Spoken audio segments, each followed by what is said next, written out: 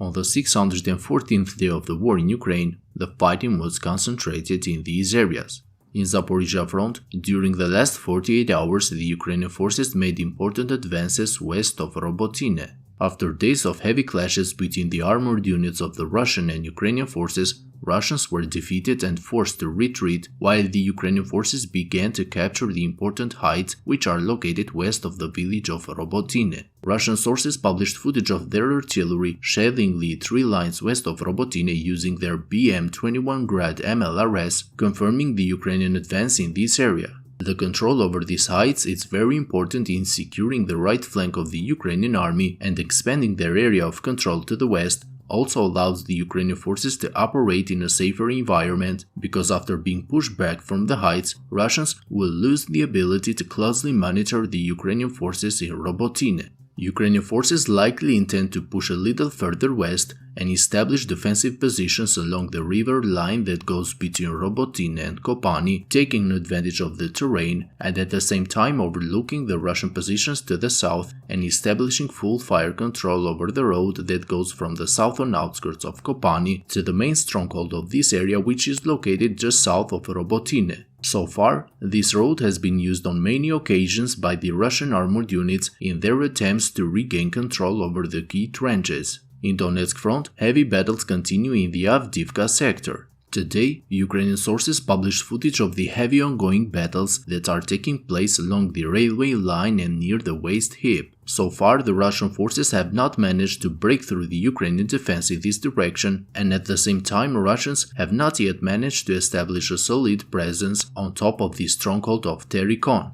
From the footage released today by Ukrainian sources, it seems that the Russian presence is limited to only a few soldiers. The Ukrainian artillery has full fire control over the hill, causing heavy casualties among the Russian troops and making it impossible for the Russians to use this stronghold in support of their offensive operations north of Avdiivka. It seems that the deployment of the new reinforcements, among which the experienced 47th Mechanized Brigade, which uses the Leopard 2 tanks, and the M2 Bradley infantry fighting vehicles, has stopped the Russian advance north of Avdiivka, which is the most critical part of the entire front line. However, the situation remains difficult for the Ukrainians, because according to some Ukrainian sources, the Russian command is preparing for a major attack on the Avdiivka's chemical plant in the coming days. In the southern part of the front, the Russian forces have failed to advance towards their main objectives, which are the villages of Sieverne and Tonenke.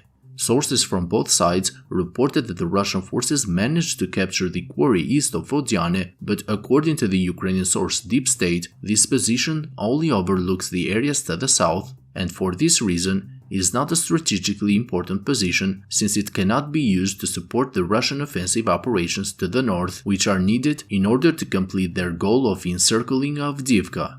In Kherson front, Ukrainian forces increased their presence across the Dnipro river, and during the last 48 hours they managed to expand their foothold on several points of the eastern bank. Ukrainian Marines crossed the Dnipro river on small boats and reached the village of Krynky, where after hours of heavy clashes inside the settlement, Ukrainians managed to clear the area and established a solid foothold inside the village. According to reports from Russian and Ukrainian sources, the Ukrainian soldiers managed to expand their control over the village of Krynky, and now they control an area of about 2 square kilometers, almost half of the settlement. The Ukrainian artillery and the experienced FPV drone operators are doing an excellent job in protecting their units by establishing full fire control and dominating the entire surrounding areas, including the roads and forests. As a result of their work, the Ukrainian forces damaged and destroyed plenty of equipment, including a T-90M tank and several BTR-82A armored personnel carriers. After failing to stop the Ukrainian forces from establishing a solid foothold on the eastern bank of the Dnipro River, the Russian leadership decided to replace the former commander of the Dnipro grouping of forces, General Oleg Makharevich, appointing the former head of the Russian airborne forces, General Mikhail Teplinsky, in his place. Friends, if you like my daily updates, I kindly ask you to hit the like and subscribe buttons, as this will greatly help the channel to reach a wider audience. That's all for today's update. Thank you to my Patreon supporters, and have a great day.